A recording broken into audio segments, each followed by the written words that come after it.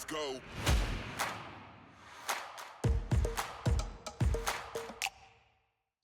Hello, everyone, and welcome to Zephyr's Adjusted for Risk podcast from the shores of Lake Tahoe.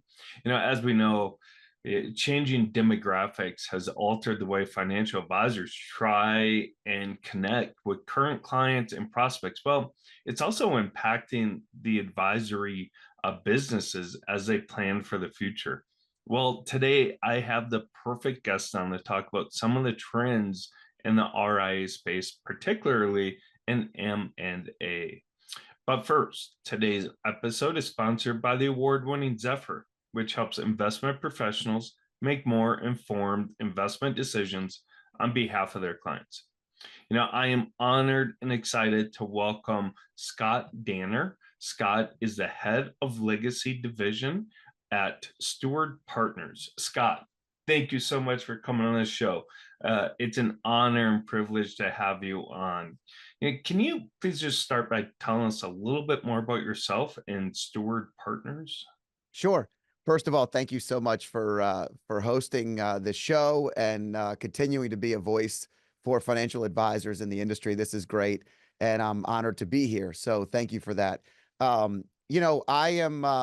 I am a man of many hats in my career. I have sat in most sides of the financial advisor space in that I built a practice from the ground up at Edward Jones for just under 15 years. Yes, I did knock on doors and cold call, and I did it all and built a pretty successful practice. And just under 15 years later, I left and started Freedom Street Partners. Freedom Street Partners basically started with myself and a couple of partners, and we had $160 million to start or so under management. And we launched that into a enterprise where we built a model built around the future of this industry. The average age of an advisor was 62 years old, and we saw that as an opportunity. And I really put everything I had into building a model that could service the next generation. So why were advisors not separating? Why was attrition their number one goal? So at the end of the day, we saw this opportunity to build something special, and we did. And eventually, after purchasing several practices, as well as organically growing those practices once you purchase, we grew to about 40 advisors in 7 states and about $3.5 billion under management before we went to market. And we took Freedom Street Partners to market. And after interviewing and meeting with just about every great player in this space, I chose Jim Gold and High Supporta at Steward Partners, mainly because they had built a great foundation in a firm that had built from 0 to 30 billion in AUM from a lot of breakaways that had never left where they were. So over 70+% of the advisors at Steward today came from somewhere that they were for their life. They were lifers and moved over and have stayed here. And there's a really great loyalty about it. But that foundation was interesting because they had never done acquisitions. And so we were their first acquisition, and we built the model. So we took the Freedom Street Partners model, merged it with Steward Partners, and started to build that level. Legacy is the name that I really liked because I believe it's about living a legacy. This industry is you're a servant leader, you're helping your clients, and your legacy is really important, but it's about living it, not leaving it. And if we focus on living it, then that's the next iteration. So Steward Partners is now just under a $40 billion AUM firm. We grew significantly from last year till this year. It's been a great opportunity for us to merge some really great humans. We brought over a ton of individuals and really have been able to acclimate perfectly to the culture. And we're really grateful to be a part of the Steward Partner story. Fantastic. Great information there and a good story, Scott. I had the privilege of speaking with Jim Gold a few times. They say he's fantastic, great guy. And it's good.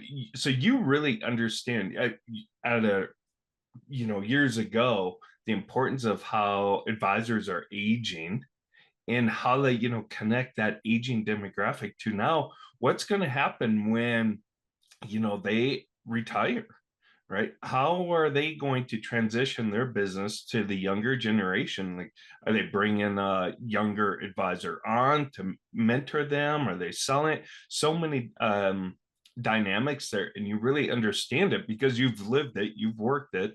So with that being said, M&A activity in the RIA space is so busy, maybe busy as ever. What are some trends in the M&A space that you're seeing within RIAs? Well, I think, first of all, you bring up a great point, and that is it is a great challenge because there is a gap between how advisors were trained and built their business to how so many advisors are trained today and are building businesses. And so there is a demographic challenge between next gen advisors and those advisors that are ready to step away. Mhm. The other thing is that once they pass a certain age, they almost just stay on forever because it gets hard to separate. So once you get into your 60s, we see more 80-year-olds in this industry than we do 30-year-olds today, which is, still a challenge because there maybe it's a challenge to find the next generation to fulfill it. Maybe it's a challenge because the style of practicing is so different from what it was to what it is now. Um, but what we're seeing trend wise is strategic partnership, earlier decision making. So what I think is really interesting about the M&A space right now is we're speaking to so many people under the age of 60. So many individuals from 40, 45, 55, Mhm. they're considering, looking at strategic partnership. How can I strengthen my company? How can I build into the future? And how can I do it where maybe I shake off some of the things I don't love doing? I don't love doing HR. I don't love doing compliance, but maybe if I had the backbone of all these things that help support me with a foundational company, Steward's sitting with 250 back office humans and 50% of the firm is in that space. So really poised for growth. So that was something that was really interesting to me is that I could offload some of those challenges and really work towards my and our team's unique ability. So for me, it was really diving into helping with M&A. And for others, it was, maybe just being the best advisor they could possibly be with a little bit of that other stuff that starts to go and weigh you down. And Mhm. so that's the trends are actually people are thinking about it earlier today because I think they're watching that generation ahead of them struggle with the transfer of wealth and transfer of their businesses. And I think it's really imperative that we think earlier, not later. Yeah.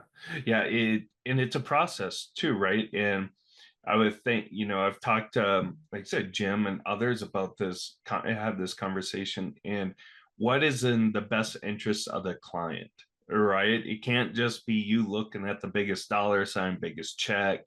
It's about how can we make sure this is a seamless transfer, business transfer for the client. You talked about challenges and the differences between, you know, that that demographic during their 60s, 70s, 80s versus this younger next gen advisor. What are some of those differences that you kind of mentioned?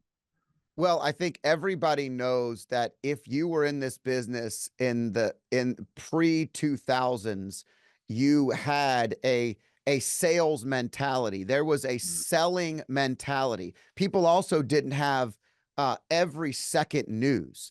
I mean, we've gone from CNBC now to like X, where you're seeing on the second news. You can't get away from clients being engaged and involved in ways that have enhanced their ability, their intelligence, their value to the relationship. And so, the best way I describe it is, when I came into this industry in the early 2000s, I realized really quickly that I needed to build relationships, not transactions.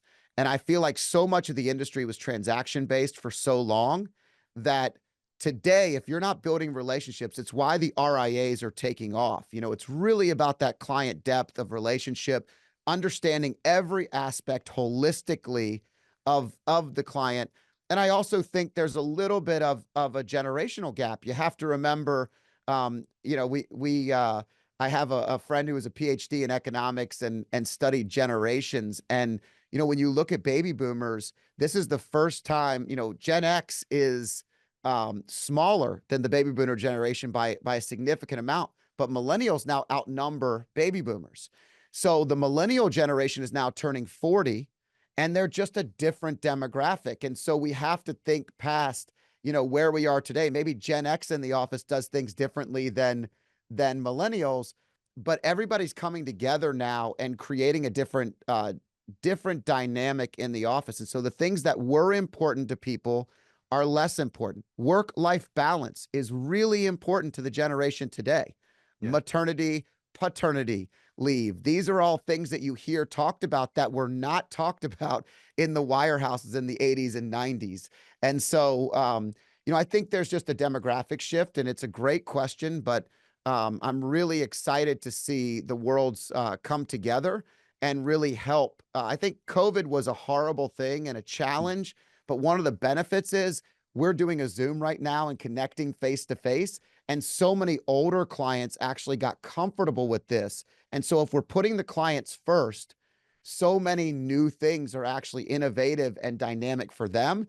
And they're opening up to new ideas, new ways of communication. I think that's opening the world and the demographic as well. Yeah, great point. I'm going to age myself here. 2000, you brought up that 2000 time period. That's when I started in the industry. And you are exactly right. It was transactions, transactions. Once the market closed, I was up in Seattle. Once the market closed, people, financial advisors, happy hour. It's like their day ended.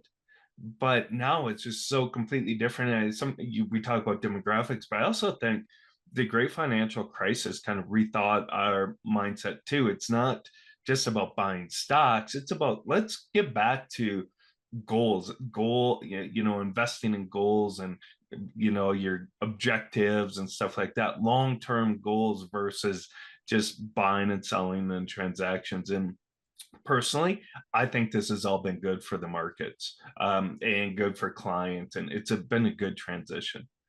Yeah, what's good about the changing environment is that the clients deserve the best attention that they can possibly receive. They deserve the best resources that they can receive, and people demand it today.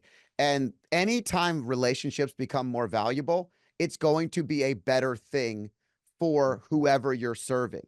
And frankly, it's why M&A, why I believe we stand out so much is when you build a business in and around relationships and you've done it your entire career. And so many of our listeners understand exactly what I'm talking about. You're holistic planners, you're changing people's lives. Your clients will come to you at the Christmas party or at a Valentine's Day event crying because you've helped them in ways that literally change their lives. And if we build relationships like that, and we do so with grace and honor for the M&A space, because just because someone's built a career and it was different than how it may be run today, or maybe it's Mhm. exactly the same and they were a pioneer, they need to make sure that they're heard, that their impact is still there, and that they go out a hero and the new people come in a hero. Number one thing that you mentioned is serving clients. And so if you don't have a client base, you don't have a business to actually merge or be acquired with. So the client is the number one. Culture would be number two. So another really important thing is your culture. Is it a fit? Lots of people take the check. Lots of people go for the biggest number, but they are not going for who understands them, their clients, and where they want this thing to go into the future. And I think when you're talking about impact and living a legacy, you want to be actively involved in that. So you want to find people that are going to be with you side by side, building your business, the style of business that you built, not making you fit into their new style of business. And I think those are all really interesting things that I've seen, but client and culture are just as important while you're serving your clients today as they are as we serve our clients into the future, even if that means that you're merging or being acquired by another company. Fantastic. Scott, great information there. And I love it that it's, about culture. I think we often forget about culture, right? And the client. Some great stuff there. Um, we talk and going back to that about relationship and going back to what you start, earlier in the conversation about outsourcing too. I feel as if it kind of goes hand in hand because now financial advisors, they are pulled in so many different directions. They don't may not have time to do the investment management piece of their practice or compliance or marketing because relationship management is so important and takes up so much time. All, move that aside, let other people focus on that so you can focus on that client and building that relationship. Yeah, I believe that this is the most important aspect of the future of financial advice. So when people in our careers that are similar in 23 plus years, whatever the number is now, the people have said that everything was going to change and now AI is changing everything, right? And Mhm. they're not wrong, but here's what's not changing. The value of advice and connection is actually becoming more and more important. This right here is more valuable today because this phone right here takes up all the connections and people are less connected. So when it comes to money, financial decisions, their own personal relationships, their marriages, they need that outside resource. And if you spend all your time taking compliance notes and managing investment portfolios and spending all your time not touching base with the client and understanding and connecting with them, they're going to find someone to connect with. Mhm. And I see this as the future value of financial advice. And I couldn't agree with you more how important that is. And it's really important whether you're at the latter part of your career or just beginning. Yeah. Scott, you've brought up some fantastic points. You brought up value. Yeah, I know we've talked, when you're thinking about selling your practice or M&A, don't focus on the biggest check, but it's got to be in the back of your mind about value. And I would think one of the most difficult parts of M&A is determining valuations. So, how does one get a better understanding of the value of their practice? So, I think it's interesting because in financial services, so often advisors don't know the true value of their business. And I Mhm. think this is something that I did not know. So I'm admitting the same things that many of you are actually thinking right now. Gosh, I don't know. Well, it's really easy to find a valuation. So the very first thing I would do is I would go to an outside company, I would get a valuation, and I would assess what are the key indicators of my practice. What am I doing well? What am I not doing well? What can I do better? And start to build it like a business. It's not just a practice. It's not just about the service. That is the most important part, that you're servicing your clients, but it also needs to be about the business that you're building because it's an asset to you. And if it's valuable, then it can be an asset to you and your family. That's a major multiplier. Big things to keep in mind. Lots of financial advisors love being the god of their practice. Everything begins and ends with them. If that's you, your practice is worth less than it should be. You need to be a prophet of your business, which means systems and processes are what run your business, not only you. Your personality, your brand, all of these things are valuable to the entity, but they Mhm. can't be the only value to the entity, or it's hard to repeat. It's hard to sell.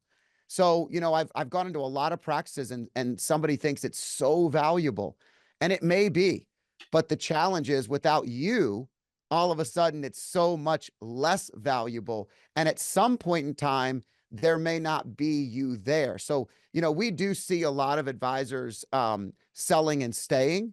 And so it's something that I still believe they should work on if they are the god of the practice, but it's less important to be the prophet in that case. But either way, any business, you should always know the value of your business. And we advise our clients of this all the time, right? Mhm. How much is your business worth? Can we assess a value for your financial plan? Like, we're asking the questions, why are we not doing it internally for our own businesses? So check the valuations, understand it, and then build it. The one other thing you and I had talked about briefly on our intro call was what drives value up and what drives value down, and where do people get a little confused. First of all, a practice is not an enterprise. So when you see valuations and multiples out there and you see these enormous multiples, they exist, but they are bigger for enterprises. They are not, the practices continue to rise and they're still big, but please don't get confused with an enterprise where there's services and processes and repeatable systems and multiple teams and advisors versus the individual practice with one person and two full-time assistants or a team of four. You know, this is a different valuation. And oftentimes people come to us and they say, how come this company valued us at this and this company valued us at that? And what are they looking for and what are the differences? And I think the secondary thing that really matters is who you're teaming up with.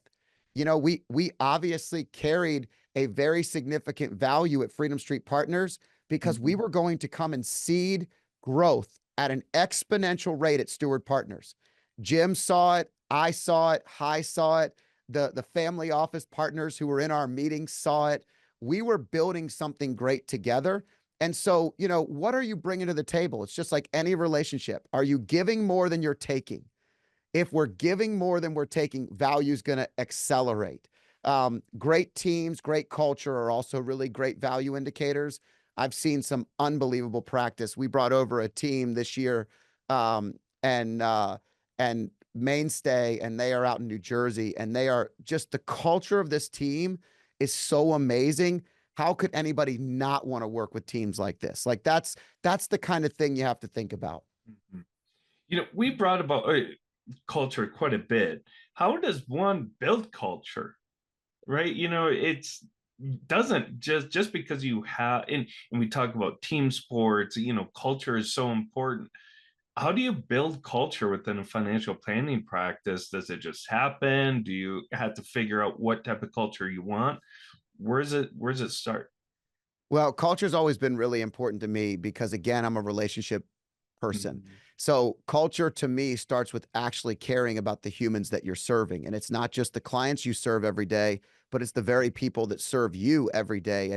And I look at leadership as I am serving them. And so in a culture, if you want to build culture in a financial advisory practice, we have to remember that everybody that works with us side by side, we are developing that culture. We are creating and influencing that culture. So it starts with us. Do we care about their lives? You know, our tagline at Freedom Street was life, it still is life, wealth, optimization. Everything begins and ends with life. Wealth is secondary. So in our office every Monday, we put everybody on a Zoom call and we talk about for 30 minutes, what did everybody do over the weekend? And these calls are 30 people deep. And we're like, hey, Ryan, what'd you get into this weekend? What's fun? Did you have any fun stories? Now, everybody doesn't share every week, but it creates a culture where we care about each other as humans. Fridays, we do the same thing for 30 minutes and it's wins and challenges. How did you win? How did you lose? How did we learn? How can we learn or win together? You know, building culture to me is something that you have to actively be investing in. But when you build a right culture, people love working with you. They love building something with you. And guess who wins the most? Your clients. Your clients are the ones that are winning because they know not only do you care about them because they're paying you, but you care about them because of the relationship and the relationship that your entire team has in serving them and that office. Fantastic, Scott. That's such great advice on how to help build that culture and good examples too. A lot of different ways I'm sure financial advisors have used to build culture within their business. You know, we talked about outsourcing or partnering. How does that impact M&A and potentially the value of a practice if, let's say, you outsource the, you know, compliance or marketing or investment management? How does that impact M&A? So I think the strategic partnership word is really powerful right now because I think that you can outsource it internally and it becomes even more valuable. So outsourcing is important. I think that we at Steward Partners have a phenomenal marketing department. Mhm. I admire the work they do, and we've always outsourced marketing, having internal marketing as well as some of the outsourced marketing things that Freedom Street has always done has elevated the value of our deliverables. It's elevated our ability to serve our clients, and we're learning together. So we're building our best ideas, bringing them, and Steward Partners marketing department is bringing them to us, and it's a great, you know, a collaborative environment, right? I just think everything comes back to serving our clients. That's the ultimate end result of this industry. And how do we serve clients better? By offloading the things that don't make you great. How can you go from good to great? You can't be focused on the minutia of things that are weighing you down or holding you back. And in a regulatory environment that's increased, not decreased, in an environment where clients demand and have determined that they deserve more service, more touches, are you doing videos? Are you serving them in a different way? Are you creating events? Are you actively having client dinners and relationship building activities? Or is it just business? Because these are the things that if it's just business, then you're probably overwhelmed and overloaded in so many other areas. And so I mean, I hope that answers your question the way you were considering, but it's just so important to have all of your investment be in your client base. And you could do that by investing in your business and investing in strategic partnership. Fantastic. You know, what are some, we've talked about creating culture, how to enhance your practice and all that good stuff, but there's got to be mistakes along the way that advisors have made, unfortunately. What are some of those mistakes that they make when trying to value their practice, and then also, try and enhance the practice?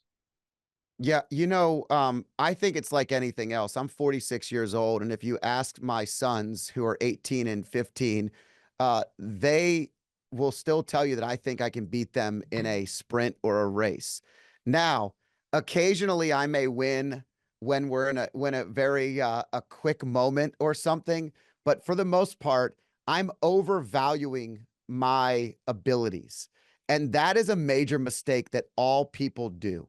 They overvalue mentally. And now any financial advisor listening to this knows exactly what I'm talking about because they have clients who will come in and say, "Oh, my business is worth $2 million." Well, where do you get that number from? And they Mhm. genuinely have no concept of where they got that number from. You start look, oh, what are the multiples in your space? Oh, I don't know. I haven't looked at it. Oh, have you talked to an investment banker? Have you talked to a broker in your space? No, I haven't. Who are your competitors and what are their values? So I think the biggest mistake advisors are making is a lack of education in the space. Every single advisor should be educating themselves right now about the importance of their valuation, about their practice, the same way they are advising clients.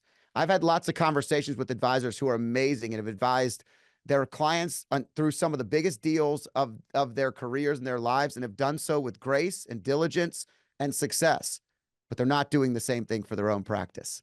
Mhm. And to me, that's something that is a major challenge that should be dealt with. And so that sprinting analogy really is, maybe dad's a little slower than he thinks he is, and all it takes is me to actually get out there and run, and I realize it.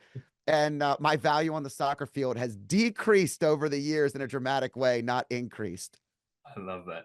I love stories and different comparisons like that. I have a 7-year-old son, and we're still in that phase where I just let him win everything, right? And at some point, I think, God, when does that got to stop? Because it's really going to his attitude. Right Um, now. Stop it now. Immediately stop it. Once he realizes he can't beat you, he starts working way harder. I think it's a perfect time to do it. Yep, starting tonight. Starting tonight. Um, you talk about investment banks and trying to find companies that help you value your business.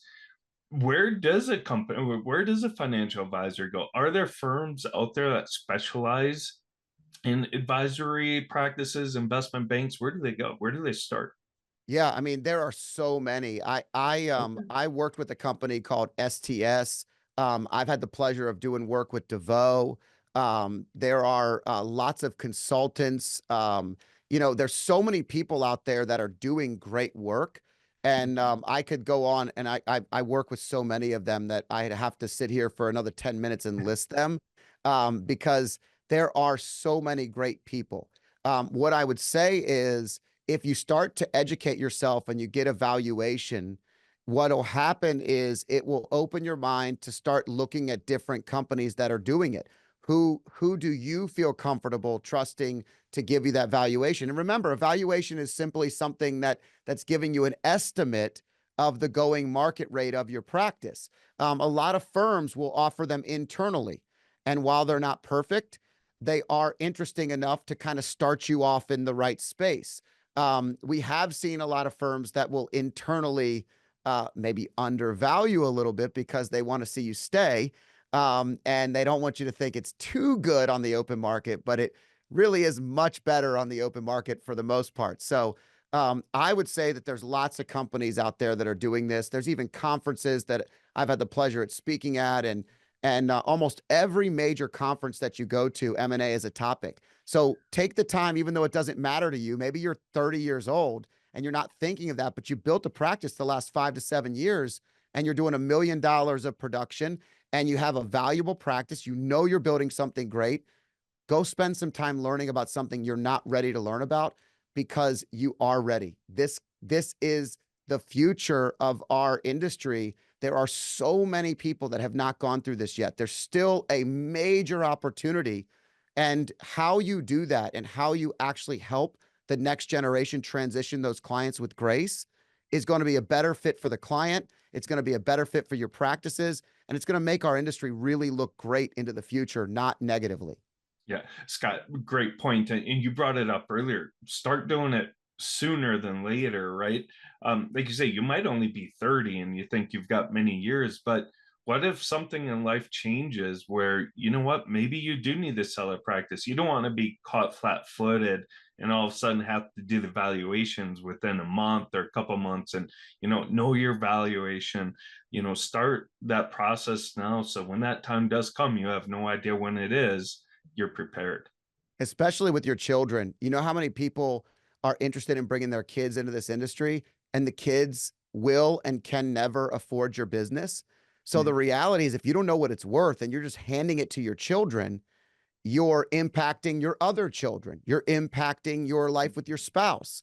I've seen so many individuals I talk to almost on a weekly basis that are interested in kind of that next generation planning, but they're not really thinking through how to maximize value and how to actually enhance their child's life, but not decrease the value of all the other heirs in the family. So there's a lot of challenges that are really healed and solved when you start to evaluate your options. Yep, fantastic.